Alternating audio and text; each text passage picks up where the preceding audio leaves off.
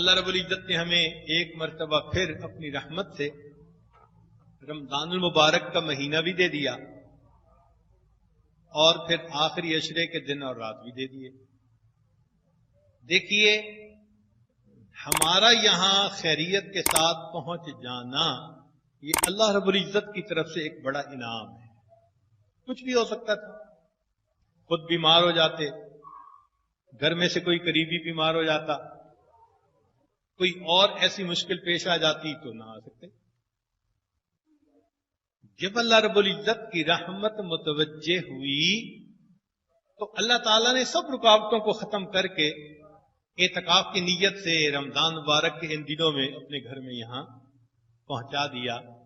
تو گویا اللہ رب العزت نے ہمیں ایک اور سنہری موقع دے، ایک گولڈن چانس اور دے دیا۔ ان دن اور راتوں کو ہم خوب اچھے انداز سے گزاریں، کثرت کریں عبادت کی، خوب ڈٹ کے عبادت کریں، دن میں بھی اور رات میں بھی۔ چنانچہ علماء نے لکھا ہے کہ ایک مرتبہ دن اور رات کا آپس میں مکالمہ ہوا۔ دن نے کہا میں افضل، اور رات کہنے لگی کہ میں افضل۔ تو رات نے پوچھا دن سے کہ بتاؤ تم کیسے کہتے ہو کہ میں افضل ہوں؟ تو دن نے کہا کہ دیکھو، سورج دن میں طلوع ہوتا ہے، روشنی ہوتی ہے، رات میں تو طلوع نہیں نہ ہوتا۔ سورج دن میں طلوع ہوتا ہے اور روشنی دن میں ہوتی ہے۔ پھر دن کے اندر تیقظ ہوتا ہے، جاگتے ہیں لوگ، حرکت ہوتی ہے، لوگ کام کرتے ہیں۔ رات کو تو مردوں کی طرح لیٹے ہوتے ہیں۔ تو دن نے اپنے فضائل کے پوائنٹس گنوائے کہ دن میں سورج طلوع ہوتا ہے، روشنی ہوتی ہے، تیقظ ہوتا ہے، حرکت ہوتی ہے۔ پھر اس نے کہا کہ ایک اور بات، 5 نمازیں ہیں جن میں سے 3 دن میں، 2 رات میں، مغرب اور عشاء رات میں، اور باقی فجر، ظہر اور عصر دن میں۔ تو 3 نمازیں دن میں اور 2 نمازیں رات میں۔ اس نے کہا اور بتاؤ؟ اس نے کہا روزے بھی دن میں ہوتے ہیں، رات میں تو روزہ کوئی نہیں رکھتا۔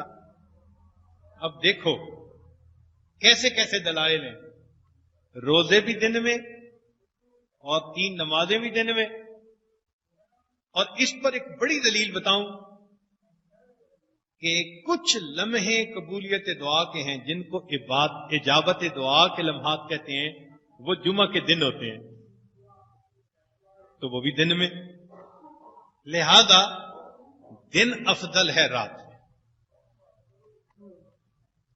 اب رات نے بھی کہنا شروع کیا۔ اس نے کہا کہ دیکھو بھائی، اگر دن میں سورج طلوع ہوتا ہے نا، تو رات میں عارفین جو ہیں وہ اللہ کی عبادت کرتے ہیں، اور عارفین کے قلوب رات کے سورج ہوا کرتے ہیں۔ سورج کی روشنی تھوڑی، عارفین کے دلوں کی روشنی اس سے بھی زیادہ۔ تو روشنی اس سے بھی زیادہ، لہذا دن میں ایک سورج چمکتا ہے اور رات میں ہزاروں سورج چمکتے ہیں۔ اس نے کہا یہ تو ایسی ہی بات ہے، کوئی اور کام کی بات کرو۔ اس نے کہا دیکھو، رات عاشقین کی، عشق والوں کی ملاقات کا وقت ہوتا ہے۔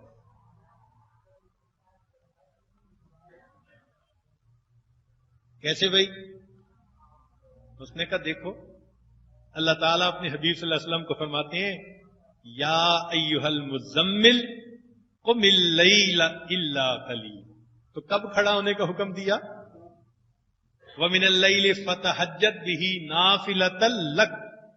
تو رات کے عبادت کا حکم فرمایا۔ اہمیت ہے نا کوئی رات کی، تبھی تو محبوب کو حکم دے رہے ہیں کہ رات میں کھڑے ہوں۔ تو رات ملاقات ہوتی ہے محب اور محبوب کی، تو دن نے کہا کہ کوئی اور دلیل ٹھوس پیش کرو. اس نے کہا اچھا دلیل سنو کہ اللہ نے اپنے محبوب کو ملاقات کے لیے کب بلایا؟ سبحان الذی اسری بعبدہ لیلا من المسجد الحرام، رات کو بلایا. اب دن نے سوچا اچھا بات تو پکی کر دی. اس نے کہا کوئی اور بات کرو جو بہت ٹھوس ہو.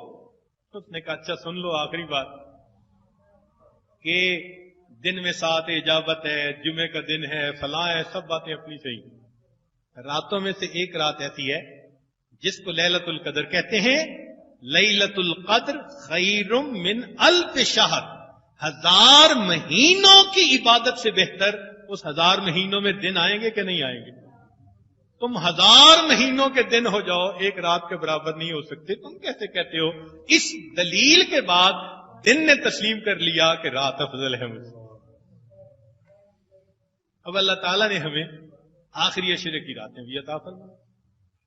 چنانچہ سال میں رمضان کی راتیں اعلیٰ، اور رمضان میں آخری عشرے کی راتیں، اور آخری عشرے میں جو طاق راتیں ہیں وہ اس سے بھی زیادہ اعلیٰ، اور 27 کی رات اس سے بھی زیادہ. یہ راتیں اللہ تعالیٰ نے ہمیں پھر عطا فرما دی ہیں. اس کو اللہ تعالیٰ کی طرف سے ایک انعام سمجھیں، اور ان راتوں میں ہم عبادت کے ذریعے، تلاوت کے ذریعے، دعا کے ذریعے اپنے اللہ کو منائیں.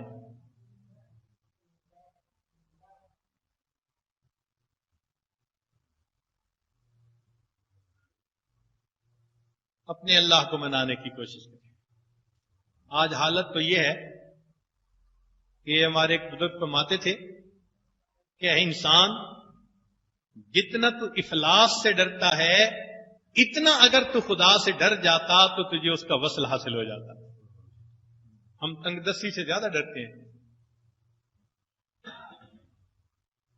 بکری ایک اشارے پر گھاس چرنا چھوڑ دیتی ہے، اور ہم اپنے مالک کے کہنے کے اوپر بھی گناہوں کا کرنا نہیں چھوڑتا.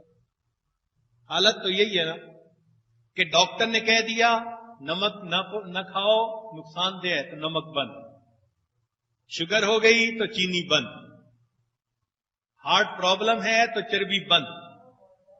یہ چیزیں ڈاکٹروں کے کہنے پہ بند کر دیتے ہیں. اللہ رب العزت نے جن گناہوں سے بچنے کا حکم دیا ہم ان گناہوں سے نہیں بچ.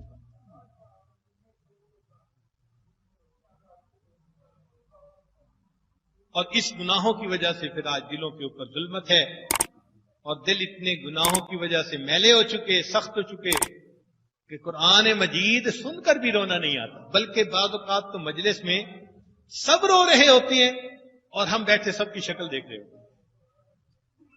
آخر ہم اس نعمت سے کیوں محروم ہیں؟ اللہ تعالیٰ سے مانگیے، اللہ تعالیٰ عطا فرما دیتے ہیں، مہربانی کر دیتے ہیں. یہ تالے کھل سکتے ہیں، یہ ایسے تالے نہیں جو کھل نہ سکیں. اللہ تعالیٰ کی رحمت متوجہ ہوگی، اللہ تعالیٰ دلوں کے تالے کھول دیں گے. ان 10 دنوں کے اندر ہم اپنے دلوں میں خود ایک تبدیلی محسوس کریں گے، نرم ہوں گے، اللہ کی طرف متوجہ ہوں گے، انابت اللہ، رجوع اللہ. یہ کیفیت ہمیں بھی اللہ تعالیٰ عطا فرما دے. کیونکہ معتکف حضرات بھی یہاں موجود ہیں، تو جیسے عمرہ کرنے والا یا حج کرنے والا احرام باندھ لیتا ہے تو پھر جائز چیزیں بھی وہ چھوڑ دیتا ہے. محرم جس کو کہتے ہیں نا احرام والا، بہت ساری جائز چیزیں بھی وہ نہیں کرتا، منع ہو جاتی ہیں. خوشبو لگانا جائز تھا، احرام کے بعد منع. بال کاٹنا جائز تھا، احرام کے بعد منع. اسی طرح معتکف بھی اعتکاف کی نیت کرنے کے بعد جائز چیزوں کو بھی چھوڑ دیتا ہے. مسجد میں رہتے ہوئے ایک تو مسجد کے آداب کا خیال رکھیں، اور یہاں پر جتنا آپ خاموش رہ سکیں اتنا بہتر ہے. حق الوسع کم بات کریں، کرنی بھی پڑے تو ذرا دھیمے لہجے میں کریں تاکہ دوسرے ڈسٹرب نہ ہو. کسی کی تلاوت میں خلل نہ آئے، کسی کی نیند میں خلل نہ آئے، کسی کے ذکر میں ہو سکتا ہے کوئی اللہ سے تار جوڑ کر بیٹھا ہو تو اس کی کیفیت میں کہیں خلل نہ آئے۔ ہمیں چونکہ گھروں میں بھی اونچا بولنے کی عادت ہے تو اس لیے کئی مرتبہ مسجد میں بھی اونچا بولتے رہتے ہیں اور بھول جاتے ہیں کہ بھئی ہم ایک ایسی جگہ پر ہیں جہاں اور بھی بہت سارے لوگ اسی نیت کے ساتھ ہیں۔ تو اس لیے ایک تو اونچا بات کرنے سے پرہیز کریں، چاہے کھانے کے دوران، چاہے کھانے کے علاوہ، جتنی بھی ضروری بات ہو کوشش کریں کہ سرگوشی کریں، سرگوشی کریں، اس انداز سے بات کریں۔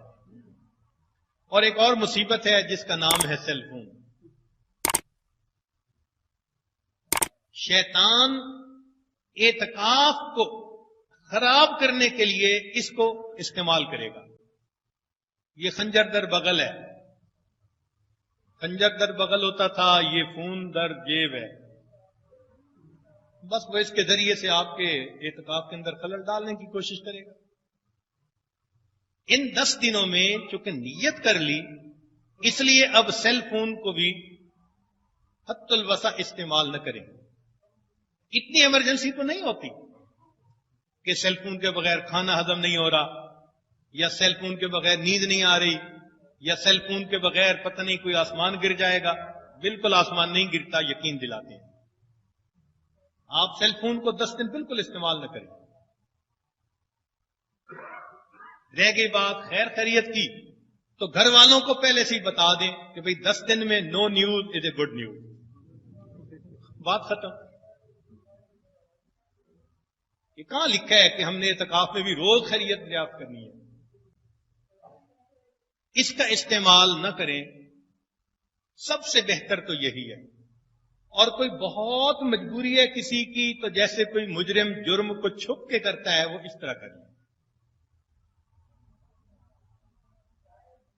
اور وہ احباب جو اعتکاف میں نہیں لیکن اعتکاف والوں کے ساتھ آ جاتے ہیں، ان کی خدمت میں بھی گزارش ہے، کیونکہ ان کے تو کام کاروبار ہوتے ہیں، وہ بھی جب مسجد میں تشریف لائیں تو اس کی جو رنگ ہے اس کو بند کر دیں، سائلنٹ کر دیں، وائبریشن پہ کر دیں، میٹنگ پہ کر دیں، والیوم تھوڑا کر لیں تاکہ دوسرے لوگ ڈسٹرب نہ ہو۔ اکثر دیکھا یہ گیا ہے کہ جو جزوی وقت کے لیے آتے ہیں یا بیانات کے لیے آتے ہیں، کیونکہ وہ تو آتے ہی اپنے کاموں سے ہیں تو ان کے سیل فون اسی طرح ہوتے ہیں کئی مرتبہ، تو دیکھنے والا یوں محسوس کرتا ہے کہ شاید اعتکاف والا ہی یہ کام کر رہا ہے۔ اعتکاف والے بھی احتیاط کریں، اور جو ان کے ساتھ شمولیت کے لیے دوسرے حضرات آتے ہیں وہ بھی احتیاط کریں، بہت احتیاط کریں اس بارے میں۔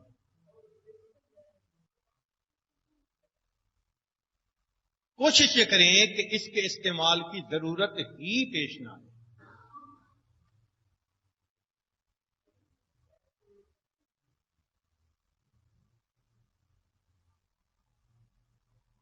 تو 2 باتیں اس وقت تک عرض کی گئیں، ایک باتیں کرنا اور ایک سیل فون کا استعمال۔ دوسروں کا جتنی رعایت کریں گے نا اور ان کا خیال رکھیں گے اتنا اجر زیادہ ملے گا۔ آپ خود غور کریں کہ سیدنا رسول اللہ صلی اللہ علیہ وسلم اپنی اہلیہ کے ساتھ ایک ہی چارپائی کے اوپر لیٹے ہوتے تھے، تو آپ صلی اللہ علیہ وسلم جب بستر سے نیچے اترتے تھے تو جوتے پہنے بغیر ننگے پاؤں چلتے تھے۔ اللہ کے حبیب صلی اللہ علیہ وسلم، عائشہ جانہ فرماتی ہیں کہ میں نے دیکھا کہ اللہ کے حبیب صلی اللہ علیہ وسلم ننگے پاؤں چل رہے ہیں۔ میں نے پوچھا اللہ کے حبیب صلی اللہ علیہ وسلم ایسا کیوں کر رہے ہیں؟ فرمایا عائشہ تو سو رہی تھی، میں نے کہا جوتوں کی وجہ سے تیری نیند میں خلل نہ آ جائے۔ ہم بھی سنت پر عمل کر لیں۔ اور ایک اس بات کا خیال کریں کہ جو اجتماعی نظم ہے اس میں جڑیں، جو انفرادی اعمال تلاوت وغیرہ کا وقت ہے اس میں انفرادی کام کریں، اجتماعی اعمال کے وقت اجتماعی عمل کریں۔ ورنہ عام طور پر جب رات کو سونے کا وقت ہوگا اس وقت باتیں یاد آ جائیں گی، اور جب دن میں تعلیم کے لیے یا مجلس بیان کے لیے اٹھیں گے اس وقت نیند غالب آ جائے گی۔ تو شیطان ہمارے پیچھے ہے تو لگا ہوا. بڑے بڑے شیطان رمضان میں بند ہو جاتے ہیں لیکن چھوٹے چھوٹے شتونگڑے تو پھر ہی رہے ہوتے ہیں. تو کہیں ایسا نہ ہو کہ وہ ہمارے اعتکاف کو خراب کرنے کی کوشش کریں. ایک دوسرے کے ساتھ حسن اخلاق کے ساتھ، محبت کے ساتھ، پیار کے ساتھ، اچھے انداز کے ساتھ ہم رہیں. 10 دن اس کیفیت کے ساتھ گزاریں کہ یہ وقت ہمارے پاس امانت ہے، اپنا وقت نہیں ہے. اب نیت کر کے ہم یہ وقت دے چکے ہیں. اب اس وقت کو ہم نے عبادت میں اللہ کے ایسے استعمال کرنا ہے جس سے اللہ رب العزت خوش ہو جائے، اللہ رب العزت راضی ہو جائے. ہیں تو 10 دن، لیکن ان 10 دنوں میں پھر آپ اپنی شروع اور بعد کی کیفیت کے درمیان موازنہ بھی خود کیجئے گا. دیکھیے گا کہ پھر اس کے کیا اثرات ہوتے ہیں. من طلب فقد وجدہ، من جدہ فقد وجدہ. اللہ تعالیٰ محنت ضائع نہیں فرماتے. ہمارے ہاں مزدور مزدوری کرنے آتا ہے تو جس کے دل میں تھوڑی سی شرافت ہوتی ہے وہ بھی شام کو مزدوری دیے بغیر اس کو نہیں واپس بھیجتا. تو کیا سوچتے ہیں اس مالک الملک کے بارے میں کہ زمین و آسمان کے خزانوں کی کنجیاں جس کے ہاتھ میں ہیں. اگر ایک بندہ 10 دن رات اللہ کے لیے اس کے گھر میں آ کر بیٹھا اور اس نے دہلیز پکڑ لی کہ اللہ آپ کو منانے کے لیے آیا ہوں، کیا اللہ تعالیٰ اس مزدور کی مزدوری دیے بغیر اس کو چھٹکارا دے؟ ایسا ہرگز نہیں ہو سکتا. اللہ تعالیٰ کا ارادہ خیر کا ہے، اس لیے انہوں نے یہاں آنے کی توفیق دی. دعا کرتے ہیں اللہ تعالیٰ ان دنوں میں ہمیں بھرپور عبادت کے ساتھ اپنے عیوب ختم کرنے کی، گناہوں سے توبہ کرنے کی اور ایک اچھا انسان بننے کی توفیق عطا فرمائے. وآخر دعوانا ان الحمد للہ رب العالمین.